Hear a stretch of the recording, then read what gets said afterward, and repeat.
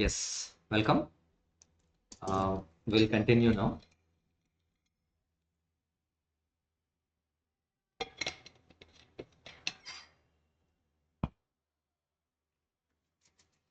Okay, in the previous lecture, I completed capitalist economy. Now there are only two things which are still pending. That is socialist economy and mixed economy. Okay, so after this, the theory part of our syllabus. Okay, the first chapter it will be over. From next chapter onwards, it will be completely conceptual, logical, okay, graphical. Okay, many things to be discussed. Lot of knowledge you will be acquiring in the discussion of chapter number 2, 3, and 4. Okay, again 5 it is so easy. Okay, again it is 5, at least 1.5 hour it takes. That's it. Okay, small topic. Now 2, 3, 4 are the biggest topics of the syllabus. Okay, done. So let's now discuss socialist economy. As I already told you, socialist economy it will be controlled by whom? Government. It will be controlled by government. From the government there will be one authority, okay, and that authority will be taking care of all the problems, central economic problems which we discussed yesterday. Okay, that will be taken care by whom? Okay, it is taken care by the authority which is set up by government. Okay, so who propounded this, who started this system of socialist? Okay, so Karl Marx and Friedrich Engels. Okay, Karl Marx and Friedrich Engels, they worked for Communist Manifesto in the year 1848. Okay, the manifesto says equal rights. Okay, equal rights.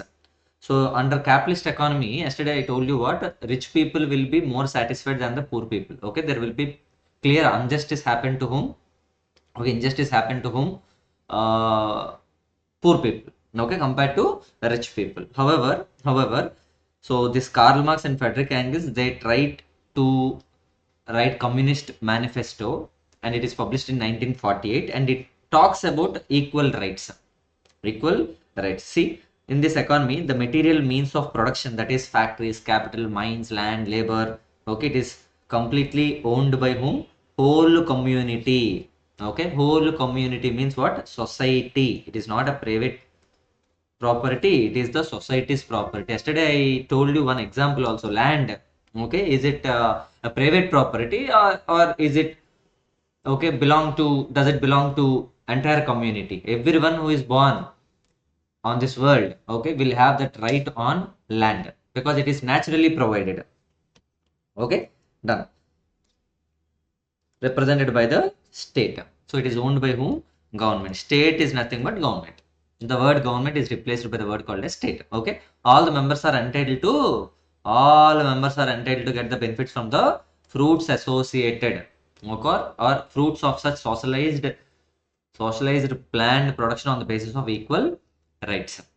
Equal rights. So small topic only. Okay, socialist economy is also called as what? Command economy. Who commands? Okay, the government will command. Command economy, or a centrally planned economy. I already told you there will be centrally planned authority, planning commission, planning authority will be there, and they answer the problems what we get. Okay, so what are the problems? What to produce, how much to produce, for whom it should be produced, everything will be answered by whom? Central planning authority. Okay, central, see here, central planning authority. Here the resources are allocated according to the commands of, who will command, who will say all these things? Central planning authority. And therefore market forces, what is called market force? Demand and supply. Okay, generally under capitalism, market forces will act and determine the price. Okay, demand, based on demand and supply of the products. However, here market forces have no role in the allocation of the resources. So available resources can be allocated as per the commands given by whom? Central planning authority.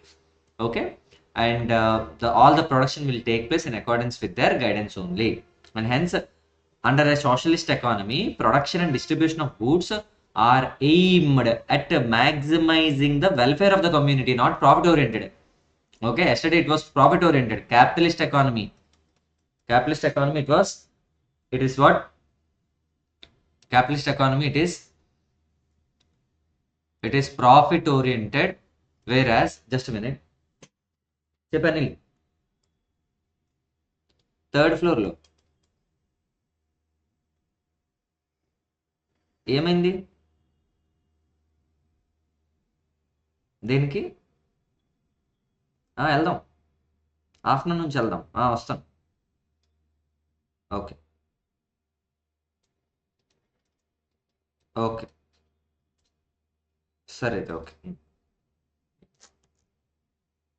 Okay, so it is what capitalist economy, the driving force is profit, and whereas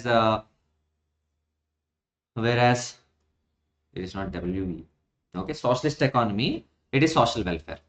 Okay, it is social welfare. See how hence the central problems are also solved through planning under socialist economy. Who will plan? Central planning authority under the guidance of state. State is nothing but government. We call it as government. Okay, some important characteristics of this economy are so simple. Collective ownership. What is called as collective ownership? Okay, all the factors of production for land, labor, capital, okay, everything will be taken care by whom? Okay, government only. Okay, collective ownership. Each and every individual will have the right to use that particular, okay, means of production. See, there is a collective ownership of all means of production. Here the importance is given to whom? Welfare of the people of the society, and hence they will have that ownership. Okay, however, small businesses, they will be given to the private people. Major businesses will be taken care by government, but small businesses will be given to, okay, private hands. See, small farms, workshop, trading firms, which may remain in the private hands. As a result of social ownership, profit motive and self-interest are not the driving forces of the economic activity. So simple. The resources are used to achieve certain socio-economic objectives. Okay, see, socio-economic objectives. Easy point. Simple. So what is the driving force here? Okay, it is not the profit motive. It is not self-interest of the private people. Okay, for their own benefit, it doesn't work. Okay, and hence it will be under social ownership only. Okay, collective ownership, easy point. First point, it is easy. Come to the second point, where economic planning is done by whom? It is not the demand and supply force. It is the price which is determined by whom? Central planning authority. So what is to be manufactured, for whom it should be manufactured, how many goods are to be manufactured, everything will be planned by whom? Central planning authority. Okay, simple. The major economic decisions, what to produce, when to produce, how much to produce, etc., will be taken care by central planning authority. Easy point. Okay, second point is also easy. Come to the third point, absence of consumer choice. Beautiful. Yesterday, okay, when it was capitalist economy, okay, who is the king? Customer is the king, consumer is the king. Whatever he demands, the manufacturer will produce, and there will be competition for the manufacturers. Okay, they will produce with different technologies to impress whom? Consumers. This all happened in capitalist economy. However, now, okay, the freedom of choice for whom? Consumer is not available. Okay, so what to be consumed is decided by planning authority. It is not decided by the consumer, and hence absence of consumer choice. See, so now rich people, whatever they desire, okay, the manufacturers are not going to manufacture the same. Okay, so rich people and poor people both will be considered by the planning authority, central planning authority, and they will decide what to produce, and equally it will be distributed to whom? Rich people or poor people. So equal rights will be there for all the people. Okay, all the means of production, land, labor, everything will be used for the goods which are meant for both rich people and poor people, and hence consumer choice for rich people won't be available. Okay, and hence poor people will also get some advantage in this particular socialist. So it is meant for poor people, in fact, upliftment of poor people. See, freedom from hunger is guaranteed. Freedom from hunger. Okay, no one is left hungry, okay, in the society, because the government will try to uplift the poor people by this economy called as socialist economy. See, but consumer sovereignty gets restricted by selective production of goods. See, consumer sovereignty, the freedom for the consumer won't be available. Okay, so whatever it is set by the government, that should be consumed by people. Okay, it is restricted. The range of choice is limited by planning production. The range of choice is not available for consumer. So whatever it is planned by okay, central planning authority, CPA, whatever it is planned by them, okay, obviously it will be produced, and the choice for the consumer is between that range only, whatever it is produced by the manufacturers upon the command given by CPA. However, within that range, the individual is free to choose the item which he likes the most. Okay, whatever it is set by CPA, in that product range, it is the freedom which is given to the consumer to select whatever he likes the most. Okay, I guess you're all getting the point clear. Okay, and now in this particular economy, you need to understand one thing. Okay, every individual in the society will have the equal rights to get the work to do. Okay, get the work to do. Okay, the right to work is guaranteed. No one is remained unemployed, unemployed. Okay, and hence right to work is guaranteed as per the choice of occupation, as per the qualification they get.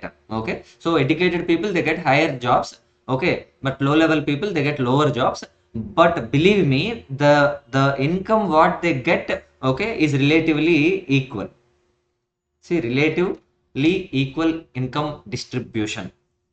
Okay, and who shall work, okay, or who shall be given with the job, okay, particular job. Okay, it is, if it is educated people, educated job will be allotted to them. Okay, the job which needs some education, it will be allotted to them. So all this will be decided by whom? Again, central planning authority. For whom which job should be given, it should be given, identified by whom? Central planning authority, based on certain socio-economic goals before the nation. Okay, and relatively equal income distribution. See, the relative equality of the income is an important feature of the socialism. Okay, rich people, poor people concept will be avoided. Class wars won't be there. Middle class, okay, higher class, lower class, that war won't be there, because among other things, differences in the income and wealth are narrowed down by lack of opportunities to accumulate private capital. Okay, private people are not so much encouraged, so that they cannot make much money, and hence they will be, okay, equally treated as remaining people only, and hence education and other facilities are enjoyed more or less, okay, more or less equally. So just now I said, okay, whether you are educated, whether you are talented or not, okay, all people will be equally treated, and thus basic cause of inequalities are removed. Okay, is it an advantage or disadvantage? Okay, it is in some cases advantage, in some cases disadvantages also, advantage also. Okay, we'll see in the demerits. Next one, minimum role of price mechanism or market forces. Yesterday I told you, demand and supply from the people and the manufacturers will decide the price. Okay, will decide the price. It is according to capitalist economy. However, this price is now decided by whom? Central planning authority, and hence minimum role of market forces. Market force is nothing but demand and supply. Okay, price mechanism exists in the socialist economy, but it has only a secondary role. Okay, it is not the primary. Primary is what? Social welfare. Okay, example, to secure the disposal of the accumulated stocks. Okay, see, it accumulated stocks disposal. Say for example, there is a lot of production happened, and at what rate it should be sold, it is decided by whom? Government only, not the market forces. Since the allocation of the productive resources is done according to the predetermined plan. Okay, you know, okay, all the resources are to be allocated to what purpose? It is determined by whom? Central planning authority, and the price mechanism as such does not influence these decisions. In the absence of profit motive, price mechanism loses its predominant role in the economic decisions. Okay, the prices prevailing under socialism are administered prices. Very important for MCQ, administered price. Who will administer? Central planning authority. That is given here. Okay, absence of competition. Absence of competition. As you all know, okay, who is the person who is supplying everything? It is the government. Under government only everyone will be running, and hence the state will be having, government will be having the monopoly. Okay, see, since the state is the sole entrepreneur, okay, the state, whatever the government says, it must be done, and there is absence of competition under socialism. Okay, easy point. Okay, what is the best example for socialist economy? USSR. Maybe in the school, okay, 10th class, 9th class, you would have studied this, okay, this area called as communist or Karl Marx theories, USSR, etc. Okay, from 1917 to 1990. However, believe me one thing, in today's world, there is no socialist economy. Okay, there is no pure socialist which is in existence. Okay, we used to have Vietnam, China, Cuba, and North Korea, the totalitarian state. What is called totalitarian? Dictatorship. Okay, whatever a particular person says, whatever Kim says, everyone must do the same. Even the hairstyles, what they need to maintain in the country is decided by the president only. Okay, so it is called totalitarian. That is nothing but dictatorship. Okay, it is also will come under socialist economy only. Then what are the merits and demerits? Okay, I'll highlight. Okay, and much discussion is not required. I'll highlight equal distribution of wealth. Okay, all the people are equally treated and equal opportunities for them. Okay, equal opportunities for everyone, and hence it aims for what? Social justice. It aims for social justice. And next one, rapid and balanced economic development. What is called balanced? Rich and poor people will be treated same, and the resources are allocated for the products which can be used by everyone. And then it is called balanced economic development will be there in case of socialist economy, because CPA, okay, will coordinate all the resources in an efficient manner and allocate them. Okay, second point is also easy. Third one, planned economy. It is a planned economy, and there will be better utilization of the resources. Okay, land, labor, capital will be better utilized. Okay, and it ensures maximum production for the benefit of the entire people of the society. But believe me, there won't be, okay, wastage, because yesterday I told you one thing. Okay, when there is competition which is there in, okay, in capitalist economy, people always try to, okay, promote themselves. They spend lot of money on advertisement. However, here the competition is not there in socialist economy. Okay, there is no capital which is required for advertising, and hence lot of saving of money. Okay, avoidance of wastage of money. Okay, we can identify in socialist economy. See, since the competition is absent, there is no wastage of resources. Resources means what? Money, capital. Okay, on advertisement and sales promotion. Beautiful. Point number 3 is also over. In a planned economy, unemployment is what? Minimized. In a planned economy, unemployment is minimized. Okay, this is also I said, because everyone, the government will plan in such a way that everyone in the society will get some job. Okay, that job may be, okay, according to their educational qualifications or not. Okay, it all depends upon the decisions which is taken by CPA, and hence unemployment is what? Minimized. Unemployment is minimized. However, the income distribution, salary distribution will be almost similar. Okay, business fluctuations are eliminated and stability is brought about and maintained. Stability is maintained. Easy. Okay, absence of profit motive. Beautiful. Okay, no one works for profit, and there is cooperative mentality between the people, and it avoids the class war. What is class war? Rich people, poor people, middle class. That class war won't be there. Okay, because it brings equality and it gives better welfare for the society. Easy. Okay, next one. Socialism ensures right to work. Ensures what? Right to work. Everyone will get the chance of working. However, high standards of living, okay, won't be there for few people, and low standards of living won't be there for, okay, different section of people. Okay, equal treatment is given to everyone, and hence, okay, so minimum standards of living is assured. Minimum standard of living. Okay, minimum. The best standard of living I cannot say, but minimum standard of living is guaranteed for all the people. Okay, under socialism, laborers and consumers are protected from exploitation, because everything will be taken care by government only. Okay, so the laborers, yesterday in the capitalist economy, okay, who got exploited? Okay, the employees are got, okay, exploited. They are made to work more. Okay, to work more within less time, within less salary. Okay, that is not there here. Laborers are protected from exploitation. Even consumers are protected from exploitation, because there is one point you need to observe in capitalist economy. Yesterday's discussion. Okay, consumers are also got exploited. How, sir? Because as there is a lot of competition, okay, people will try to, okay, attract the consumer with different technologies, different names. See, I'm using iPhone, and the same features I can get it, okay, 20,000 rupees also. Just because of the brand name, okay, they are charging 30,000 more than, okay, other mobile phones are not.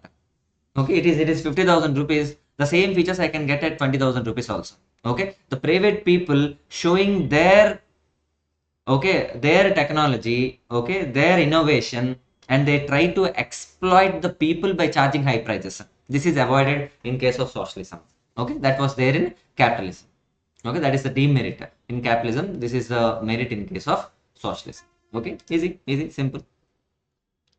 Done. There is a provision of comprehensive social security. Beautiful. Okay, everyone will work under government only, right? Okay, once there is government job which is given to them, there is social security for them. Okay, easily the job cannot be removed, unlike capitalism. Okay, in yesterday's discussion, in capitalism, okay, what happened? If you work hard, you will be encouraged. You will be given more, okay, incentives. But if you do not work hard, what will happen? You will be removed from the, thrown out of the job. That won't be there in socialism, and hence comprehensive social security will be there for the people, and citizens feel secured. Okay, they will be, okay, secured. They feel security of job. Okay, however, what is the demerits of the socialism? Okay, there are some advantages which will be treated as disadvantages also. Okay, just now we discussed one thing. You tell me one thing. Okay, uh, when the person who works very well, okay, option number one, the person who doesn't work very well, okay, both will be treated equal under socialism. Okay, there won't be any incentive for the person who is really working hard, and there won't be any punishment for the person who is not really working hard. Okay, so is this a right way of treating people? Okay, there must be some incentive which should be given to whom? The person who is really working hard. That won't be available in socialism, and that is the demerit. See, let us read this demerit. It is given somewhere.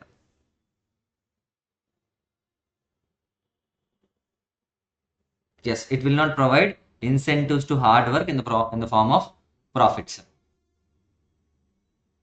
Okay, and see, no importance is given to personal efficiency and productivity. Laborers are not rewarded according to their efficiency. More work someone is doing in less time, but is not recognized. Okay, and hence there is no efficiency which is recognized, and he is not paid more money. Okay, his efforts are gone wasted, and hence he will not be, okay, encouraged by paying more money. Okay, so this is the problem. And let us come to first point. Okay, and even in this fourth point, see here, okay, the businessman won't go and do the business, because even when he does the same, okay, the profit motive shall not be there. When there is no profit which can be targeted, then no one will be encouraged to do work, okay, encouraged to do business, and hence this happens in socialist economy. Okay, come to the first point. Yes, what is the first demerit? Okay, bureaucracy. Dominance of whom? Bureaucracy, state government. Okay, like government involvement is more. Okay, once the government is involved, it results in inefficiency. Okay, you compare any private organization and government organization. Okay, which will fetch more efficiency? Okay, so which will do the business more effectively and efficiently? Private will do more, because under government, what will happen? See, corruption, red tapeism. Okay, more rules. Red tapeism means what? More rules. Favoritism. Okay, some people will be treated separately, some employees will not be, some employees won't be treated separately. That the uh, won't be treated as equal to the other people. Okay, this is the problem. Okay, so socialism involves predominance of bureaucracy. Bureaucracy means what? State dominance, government dominance. Okay, and will there be any freedom of individuals? Okay, individuals to do business, to use the means of production, land, labor. Okay, will there be any chance for the private people to do? No. Okay, it shall be as per the state direction only for almost all the economic activities. Okay, and next one, socialism takes away basic rights such as right to private property. Okay, people are not, okay, people are not able to hold the property on their own name. Okay, this is the problem in case of this is in fact advantage and disadvantage also. Okay, so if it is considered as advantage, okay, then it goes under capitalism, because some people they hold all the property, remaining people they left behind. Okay, this is the problem in case of socialism, in case of capitalism. Okay, and sometimes it will be treated as advantage, sometimes it will be treated as disadvantage. Here it is disadvantage, because it is taking away the basic right. I have money but I cannot buy land. That's the problem. Next one. So prices are not driven by market, demand and supply. Okay, it should be decided by whom? Okay, it should be decided by government only. Okay, there won't be any proper cost basis calculation.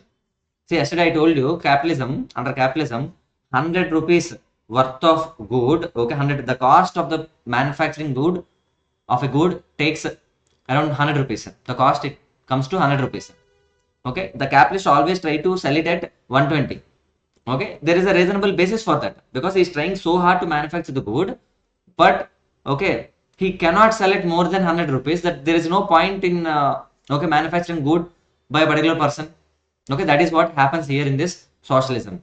The cost, if it is 100 rupees, if the government says to sell at 80 rupees, the person is now supposed to sell at 80 rupees only, because okay, he is commanded by whom? The government. That's the problem. See, there is no proper basis for cost calculation and sale price. Okay, in the absence of such practice, the most economic and scientific allocation of the resources won't be possible. It is impossible.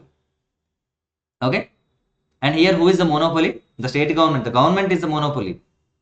Okay, and sometimes it becomes uncontrollable. See, the state monopolies created by socialism will sometimes become uncontrollable. This will become more difficult to regulate, okay, than private monopolies under capitalism.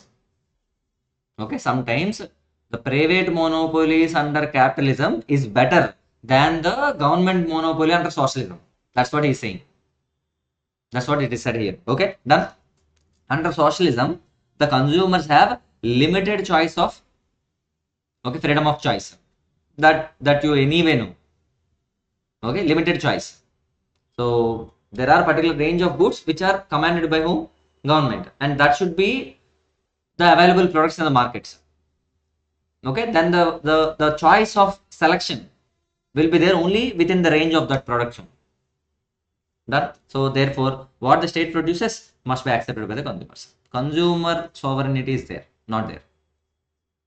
Okay. So last discussion of this chapter, that is mixed economy. Easy only, easy.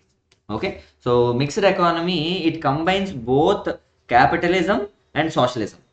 It takes some merits from capitalism and it takes from merits from socialism also. Okay. So in fact, mixed economy is nothing but combination of both private enterprises and government enterprise. Government involvement will also be there, private involvement will also be there. Almost all the countries in the world, they follow mixed economy. Okay, because they eliminate the demerits of capitalism and demerits of socialism, and they try to get the merits of both the systems, and it forms a mixed economic system in the world. So everyone in the entire world, almost they follow mixed economy only, with some differences like North Korea.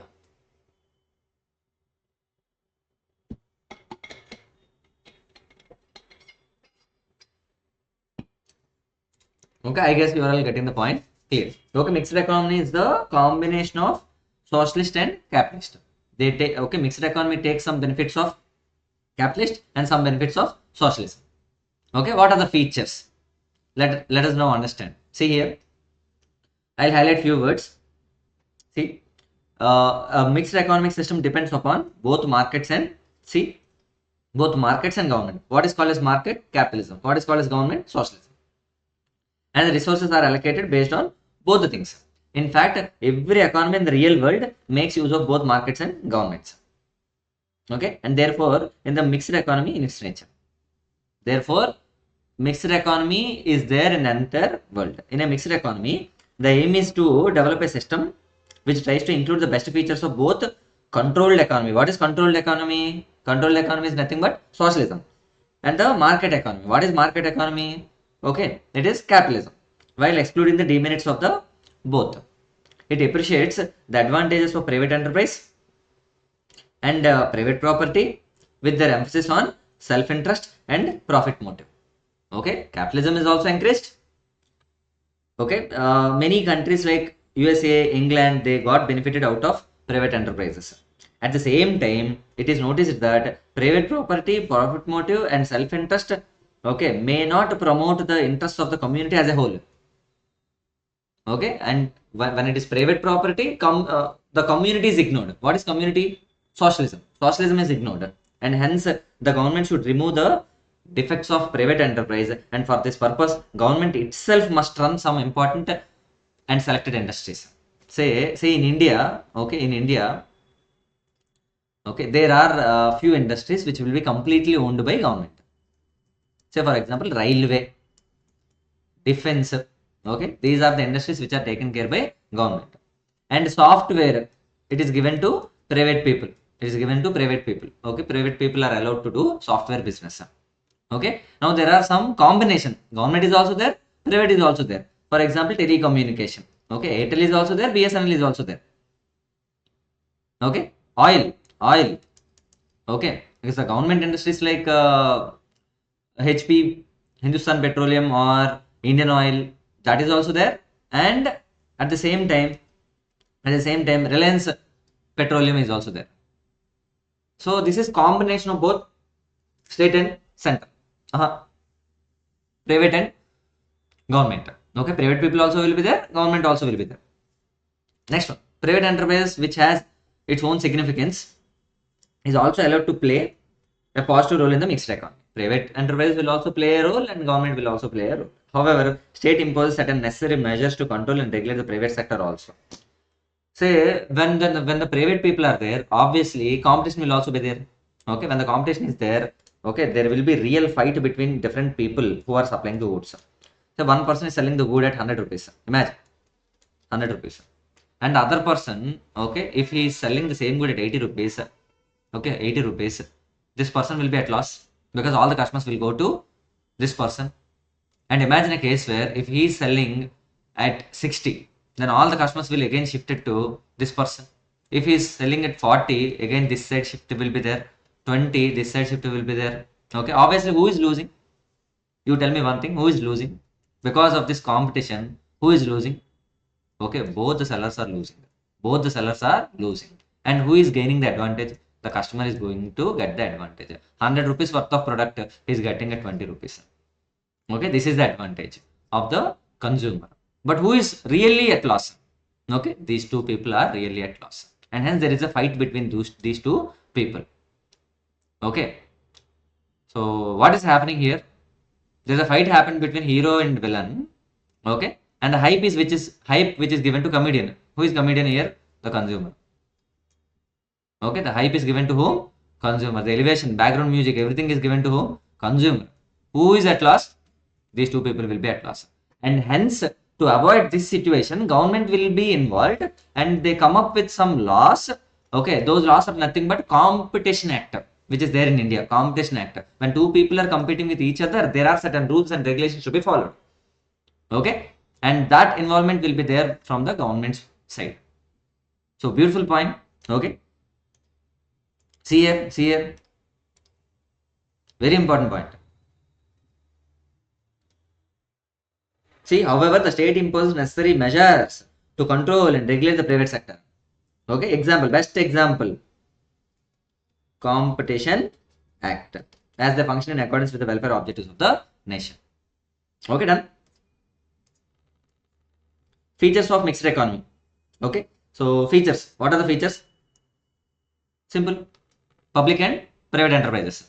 This is the best feature. Okay, and then in fact, mixed economy, there are three sectors of industries. What are the three sectors? Private industry. Just now I told you. Okay, software business in India, private sector. Okay, public sectors. Okay, what is public sector here? Defense, railways, completely under public sector only. Combined sector, telecommunication, fuel, etc. Okay, and easy points only. You can just read. Okay, under private sector, what will be there? personal initiative, self benefits, profit motive will be there. Under public sector, social welfare will be there. Combined sector, both will be handled. A sector in which both government and private enterprise will have equal access. They join hands together, okay, for the leading the establishment of joint sectors. Okay, there will be a company where private people also involved, government will also involve. Okay, done. Next one, merits under what is this? Mixed economy. Okay, both capitalist merits and socialist merits will be there. See, freedom will be there. Okay, derived from freedom, derived from capitalist. This is the first merit. Okay, freedom and freedom of private property. Freedom of what? Private property. This is the merit which is derived from capitalist. Okay, next one. Price mechanism and competition forces to promote efficiency. Yes, this is also derived from capitalist economy only. Okay, next one. Consumers are benefited through consumer sovereignty. It is also capitalist benefit only. Appropriate incentive for innovation. Yes, capitalist. Encourage enterprise and risk taking. Capitalist. Advantage of economic planning and rapid economic development on the basis of plan priorities. Plan. Okay, when it comes to plan, advantage of economic planning, then it is going to be taken from socialism. Okay, next one. Comparatively greater economic and social equality. Social equality. Okay, then it comes under socialism. Disadvantage of cutthroat competition. Disadvantage of cutthroat competition averted through government legislative measures and labor regulations.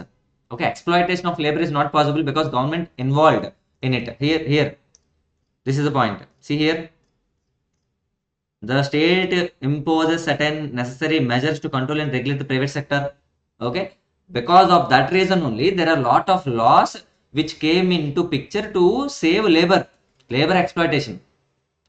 Okay, Factories Act, Minimum Wages Act, Bonus Act, everything came into picture because to avoid the exploitation by private people of labor. I guess you are all getting the point. Okay, done. Come here. Okay, so socialist advantage. However, mixed economy is not always a golden path. Sometimes there will be disadvantage also. What may be the disadvantage of socialism? Okay, or disadvantage of mixed economy. Okay, so now you tell me, under mixed economy, two things will be there. Capitalism will be there, socialism will be there. Okay, the proportion shall be always balanced. Okay, if the capitalism domination is more in the mixed economy, obviously the demerits of capitalism will come. Okay, if the socialism domination is more in mixed economy, obviously demerits of socialism will come, and hence that is the demerits of what? Mixed economy. Okay, excessive control by the state. Okay, it is socialist domination in the mixed economy. What will happen? Demerits of socialism will come. Okay, see here, I will read. Mixed economy sometimes is characterized by excessive controls by the state, which results in incentives and constrained growth of private sector. Okay, disadvantage only, and poor implementation of planning, higher rates of taxation, and lack of efficiency. Okay, and government side involvement is less sometimes or more sometimes. Corruption, wastage of resources, these may be the problems in case of mixed economy also, when proper planning is not done. Okay, proper planning is not done, and excessive involvement of state, excessive involvement of capitalism will lead to disadvantages of mixed economy. I hope you're all getting the point. Okay, it is easy only. Okay, moreover, it is very difficult to maintain proper balance between public and private sectors. Very difficult to maintain. Okay, and then what happens? In the absence of strong governmental initiatives, okay, private sector is likely to grow disproportionately. See, when the government is not so much involved, what will happen? Okay, private sector will be having upper hand. Okay, and it resembles what? Capitalism only, and it is a problem with all its disadvantages. Okay, yes, so easy.